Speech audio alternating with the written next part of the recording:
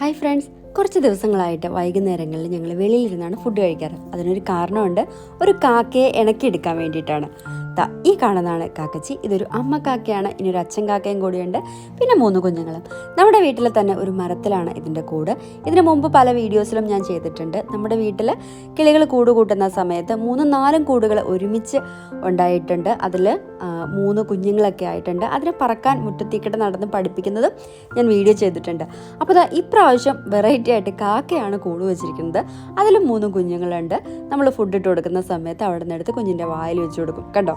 അപ്പോൾ ഇതൊക്കെ കാണാൻ വേണ്ടിയിട്ടാണ് ഐശൂട്ടി വെളിയിലിരുന്ന് ഫുഡ് കഴിക്കാമെന്ന് തീരുമാനിച്ചത്.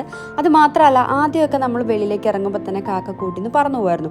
ഇപ്പോൾ കുറേ ആയി കാക്കയ്ക്ക് പേടിയില്ലാണ്ടായി. അതിന് വെള്ളവും ഫുഡും എന്നും വെച്ച് കൊടുക്കും. വെള്ളമൊക്കെ ഐശൂട്ടി എന്നും മാറി കൊടുക്കും കേട്ടോ. അപ്പോൾ പേടിയില്ലാതായതുകൊണ്ട് തന്നെ ഐശൂട്ടി തൊട്ടടുത്തടുത്ത് ഫുഡ് ഇട്ട് കൊടുക്കും. അത് കൊത്തിയെടുത്ത് അപ്പം തന്നെ വീണ്ടും പോകും. വീണ്ടും നമ്മുടെ അടുത്തേക്ക് വരും കേട്ടോ.